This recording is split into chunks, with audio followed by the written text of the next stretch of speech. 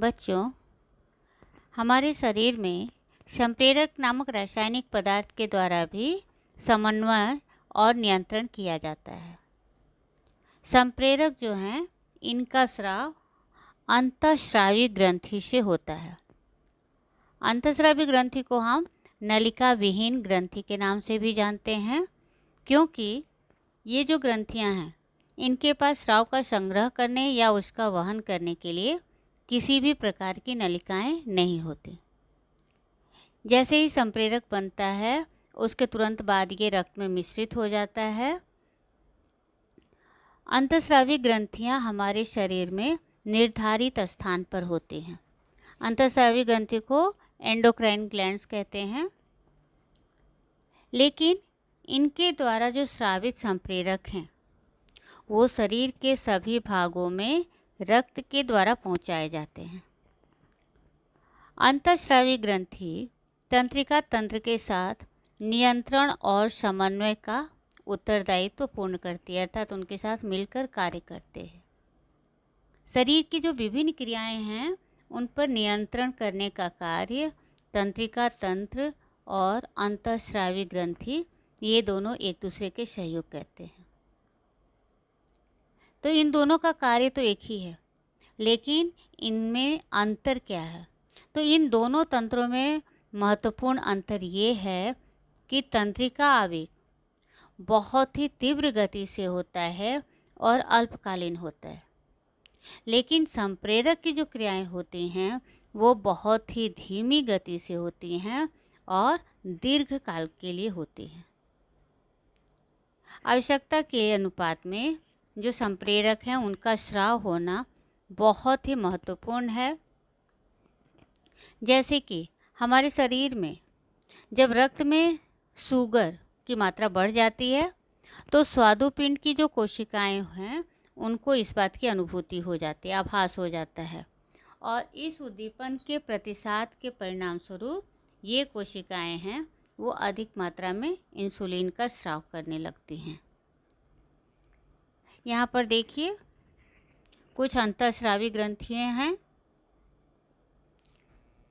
सबसे ऊपर में अधश्चेतक, ये अधश्चेतक जो ग्रंथि है, ये कहाँ पर स्थित है? मस्तिष्क के प्रमस्तिष्क के नीचे। यहाँ पर देख रहे हैं आप, प्रमस्तिष्क के नीचे है, पीयूषिका ग्रंथि के ऊपर।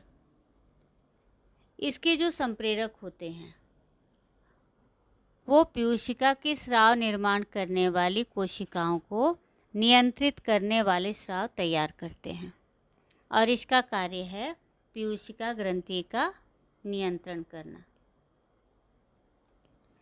इसके बाद दूसरा है पीयूषिका ग्रंथि। पीयूषिका ग्रंथि मस्तिष्क के नीचे है। इससे कई संप्रेरकों का स्राव होता है, जैसे वृद्धि संप्रेरक, अधिवृक्क ग्रंथि संप्रेरक, आउटू ग्रंथि संप्रेरक, प्रोलैक्टिन, ऑक्सीटोसिन, ल्यूटिनाइजिंग हार्मोन, प्रतिमूत्रल संप्रेरक, पुटिका ग्रंथि संप्रेरक, और इन सब के अलग अलग कार्य हैं। जैसे वृद्धि संप्रेरक क्या करता है? हड्डियों की वृद्धि को बढ़ावा देता है। इसी प्रकार से अधिवृक्क ग्रंथि संप्रेरक का कार्य अधिवृक्क ग्रंथि के रिसाव को बढ़ाना है। आउटू ग्रंथि संप्रेरक आउटू ग्रंथि के स्राव को बढ़ाता है। प्रोलैक्टिन माता के दुग्ध उत्पादन करने के लिए प्रवृत्त करता है। ऑक्सीटोसिन बच्चे का जन्म होते ही गर्भाशय का संकुचन करना है, उसका कार्य। ल्यूटिनाइजिंग हार्मोन प्रतिमूत्रल संप्रेरक, ये ऋतुस्राव का नियंत्रण अंडोत्सर्ग करता है। और पुटिका ग्रंथि संप्रेरक शरीर में पानी का अनुपात संतुलित रखता है तथा जनन ग्रंथि विकास को नियंत्रित करता है। ये आपको 10th में भी पढ़ाए जाएंगे। तीसरा है आउटू ग्रंथि। ये जो तीसरा है, ये कहाँ पर स्थित होती है?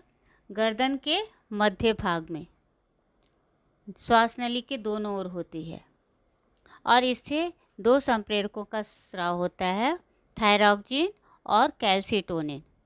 थायरॉक्सिन का कार्य शरीर की वृद्धि और उपापचय क्रिया को नियंत्रित करना है, जबकि कैल्सीटोनिन का कार्य कैल्शियम के उपापचय और रक्त के कैल्शियम का नियंत्रण करना है। अगली जो ग्रंथि है वो है पराउटू ग्रंथि। पराउटू ग्रंथि जो है ये आउटू ग्रंथि की पिछली ओर, इसके जस्ट पीछे होती है। ये 4 ग्रंथियां होती हैं। इससे निकलने वाला स्राव जो है संप्रेरक वो है पैराथोर्मोन। पैराथोर्मोन का कार्य शरीर के कैल्शियम और फास्फोरस के उपापचय का नियंत्रण करना है। पराउटू के नीचे जो ग्रंथि पाई जाती है उसे हम कहते हैं थाइमस ग्रंथि। ये आप देख रहे हैं, ये हृदय के पास है, वक्षपंजर में, और इससे जो संप्रेरक का स्राव होता है वो है थाइमोसिन। थाइमोसिन हमारे शरीर में प्रतिरक्षा क्षमता की निर्मित करने वाली कोशिकाओं पर नियंत्रण रखता है। अगला है अधिवृक्क ग्रंथि।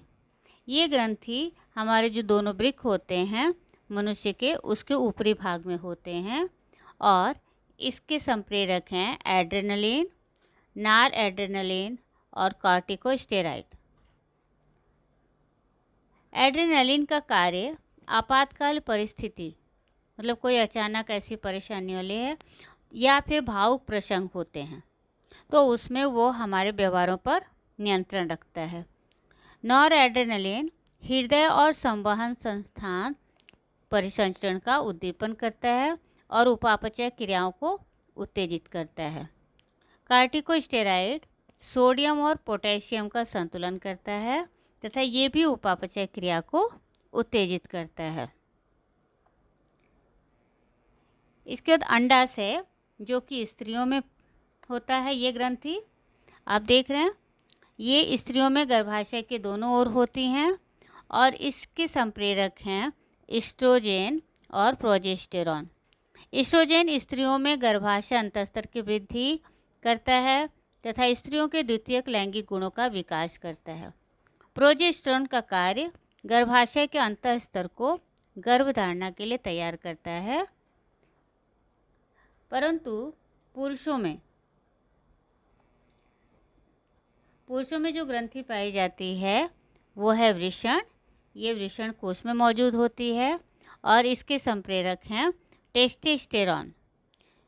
इसका कार्य पुरुषों के द्वितीयक लैंगिक लक्षणों का विकास करना है, जैसे कि पुरुषों में दाढ़ी मूंछ का आना, आवाज़ का कर्कश हो जाना, तो ये कार्य जिस संप्रेरक के द्वारा होता है वह है टेस्टोस्टेरॉन। तो इस प्रकार से बच्चों हमने देखा कि जो अंतःस्रावी ग्रंथियां हैं वो कई कार्यों पर नियंत्रण करती हैं। इनके द्वारा भी समन्वय और नियंत्रण का कार्य किया जाता है।